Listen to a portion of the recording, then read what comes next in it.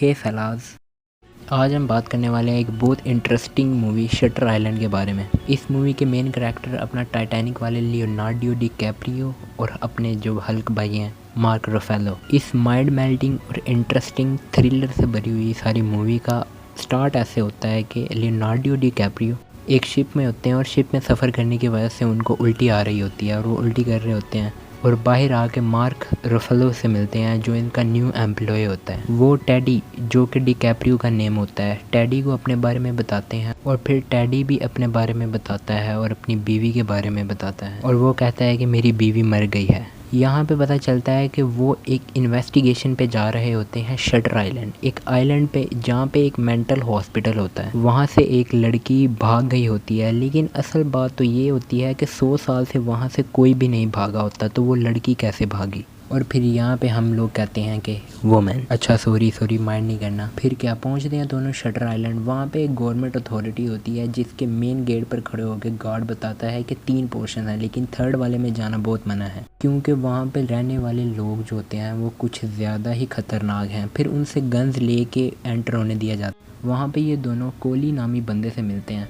जो उस लड़की के बारे में, भागने वाली लड़की के बारे में ये बताता है कि उसका पति जंग में मारा गया और इसकी वजह से उसकी दिमागी हालत ख़राब हो गई, जिसकी वजह से उसने अपने 3 बच्चे मार दिए।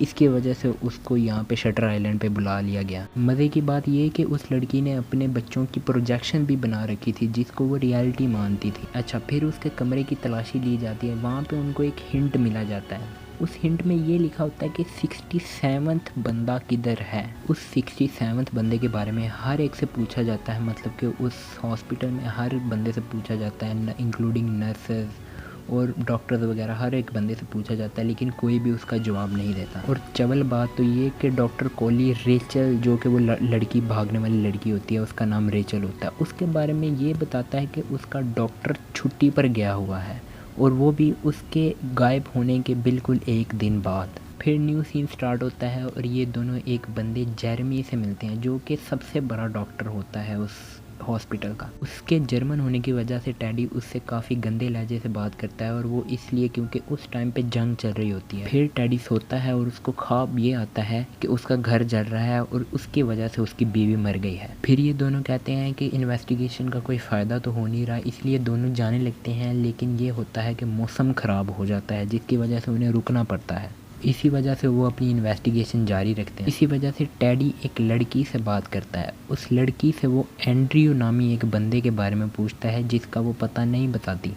जाते हुए डायरी में वो लड़की एक वर्ड लिख के जाती है, RUN, रन। यहाँ पे भी मूवी व्यूअर्स के दिल के अंदर एक थ्रिल सा पैदा हो जाता है कि उसने रन क्यों लिखा। इस सीन की कुछ खास समझ नहीं लगती, लेकिन चक, जो कि अपने हल्क भाई का नाम होता है मूवी में, वो उसे बताता है कि उसके घर में जो आग लगी थी वो एंड्रयू नामी बंदे ने लगाई थी। फिर टेडी उस एंड्रयू नामी बंदे को ढूंढता है हॉस्पिटल में। वो जब मिलता है तो इसे कहते हैं कि मेरे ऊपर काफ़ी एक्सपेरिमेंट्स हो रहे हैं यहाँ। उसको भी लगता है कि वाकई यहाँ पे कुछ तो एक्सपेरिमेंट वगैरह हो रहे हैं। इसी बारे में वो कोली से भी बात करता है, लेकिन कोली उसे कुछ नहीं बताता। कोली उल्टा उससे ये कहता है कि रेचल वापस से मिल गई है। फिर टेडी रेचल से मिलता है, लेकिन रेचल उस पे ही नाराज़ होती है। रेचल उसको अपना हस्बैंड समझती है। फिर एक आफत आने की वजह से उस, मतलब लॉक 3, जो पोर्शन 3 होता है, उसकी सिक्योरिटी कम हो जाती है, सारी सिक्योरिटी इधर उधर हो जाती है। इसीलिए वो टेडी पोर्शन 3 में घूमने चला जाता है और उसको एक्सप्लोर करता है। वहाँ पे उसे एक बंदा मिलता है जिसका नाम होता है जॉर्ज। उसको वो फ़ौरन पहचान जाता है। जॉर्ज उसको कहता है कि मुझ पे काफ़ी एक्सपेरिमेंट हो रहे हैं और तुम्हारी वजह से ये सारे एक्सपेरिमेंट हो रहे हैं। वो बताता है कि लाइट हाउस में मेरे ऊपर सारे एक्सपेरिमेंट हो रहे हैं। वो इसके बारे में चक को बताता है और कहता है कि चलो मेरे साथ लाइट हाउस, लेकिन चक जाने से मना कर देता है, इसीलिए वो लाइट हाउस अकेले जाता है। वो लाइट हाउस का रास्ता देख के वापस चक के पास आता है, लेकिन वो देखता है कि चक नीचे गिर के मर गया होता है। टेडी एक क्लिफ पहाड़ी के ऊपर होता है, लेकिन ये सब सीन, मतलब कि जो चक वाला सीन है वो नीचे सी शोर में हो रहा होता है, मतलब कि वो नीचे एक सी शोर में गिरा होता है। वो चक को बचाने के लिए नीचे जाता है और नीचे जाते जाते उसे पता चलता है कि एक सुराख है पहाड़ी के अंदर। उस सुराख में आग लगी होती है। वो उसके अंदर जाता है तो उसे पता चलता है कि जो असली रेचल है ना वो वहाँ पे है। जो जिस रेचल से वो मिला था ना वो असली रेचल नहीं है। वो कहती है कि यहाँ पे एक्सपेरिमेंट हो रहे हैं याददाश्त ख़त्म करने वाले, और मैं एक डॉक्टर थी जो इस एक्सपेरिमेंट के खिलाफ थी, लेकिन इन सब ने मेरी ना सुनी और मेरे ऊपर ही एक्सपेरिमेंट करना चाहा, जिसकी वजह से मैं वहाँ से भाग गई और अब यही रह रही हूँ और रोज़ाना जगह चेंज करती हूँ। अच्छा, फिर पानी से तैर के टेडी लाइट हाउस में पहुँचता है, वहाँ इसे कोली मिलता है। यहाँ पे भाई पॉपकॉर्न पकड़ने वाले बनते हैं यार। यहाँ पे जो ट्विस्ट आता है मज़ा। टेडी कोली को देख के काफ़ी परेशान होता है। कोली बोर्ड पे कुछ नेम लिखता है और उसे बताता है कि तुम्हारा असली नाम टेडी नहीं बल्कि एंड्रयू है, और जो लड़की है जो भागी है उसका नाम रेचल नहीं, वो डोलोरिस है, और जो तुम्हारी ही बीवी है, और जो पेशेंट 67th है वो तुम ही हो। डोलोरिस जंग की वजह से पागल हो चुकी थी और उसकी वजह से उसने अपने ही बच्चे, मतलब कि तुम्हारे जो 3 बच्चे थे वो उसने मार दिए थे। ये चीज़ तुमसे बर्दाश्त ना हुई, इसीलिए तुमने उसको मार दिया गोली से, और इसलिए तुम भी पागल हो गए, और इसी वजह से तुम्हें शटर आइलैंड भर्ती कर दिया गया था हॉस्पिटल। कोली उसे एक पेपर दिखाता है जिसमें लिखा होता है कि 3 साल से टेडी मतलब कि एंड्रयू वहीं पे रह रहा है। यहाँ पर असल मज़ा तब आता है जब चक आता है। वो चक को कहता है कि ये देखो मेरे साथ क्या कर रहा है कोली,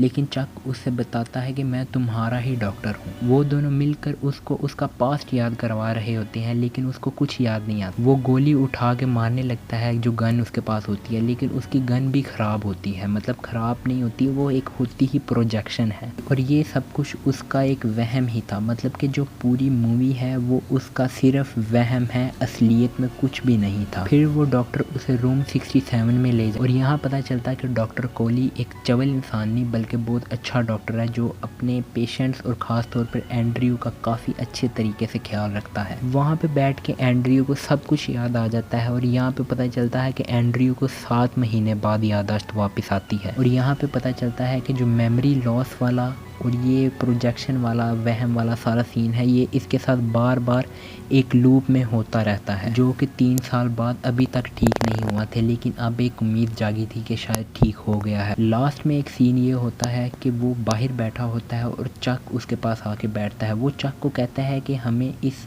आइलैंड से निकलना होगा क्योंकि यहाँ पे एक्सपेरिमेंट्स वगैरह हो रहे हैं, मतलब ये कि लूप दोबारा से चल जाती है। अब चक मायूस होकर कोली के पास जाता है और कहता है कि अभी भी काम नहीं बना, इसीलिए इसकी पुरानी याददाश्त मिटानी पड़ेगी ताकि ये अगली ज़िंदगी आराम से गुजार सके, मतलब इस पे एक्सपेरिमेंट करना पड़ेगा। और चूँकि ये एक ट्विस्ट से भरी हुई मूवी है, इसलिए लास्ट में एक ट्विस्ट ये आता है कि एंड्रयू चक को मिल के कहता है कि मैं इन यादों के साथ ज़िंदगी नहीं गुजार सकता, इसलिए नई यादों के साथ जो मुझे ज़िंदगी मिलेगी वो मेरे लिए बेस्ट होगी। मतलब यहाँ पता चलता है कि वो सब कुछ नाटक कर रहा था, उसको सब कुछ याद था, लेकिन वो जानबूझ के ये नाटक कर रहा था ताकि उसका एक्सपेरिमेंट हो, जिसकी वजह से वो पुरानी सब चीज़ें भूल जाए। यहाँ पे हो जाती है मूवी खल्लास। अगर मूवी एक्सप्लेनेशन से आपको अच्छी लग रही है तो ये ज़रूर देखनी चाहिए, नेटफ्लिक्स पे भी हालांकि अवेलेबल है। और अगर मेरी तरह गरीब हो तो भाई कहीं से ले लो, फिर कोई पायरेटेड मूवी ले लो, और क्या हो सकता है। चलो फिर ओके करते हैं यार। अगर वीडियो अच्छी लगी है तो लाइक सब्सक्राइब ज़रूर करना यार, सब्सक्राइब भी नहीं बोला जाता, जो भी है ज़रूर करना। ओके यार।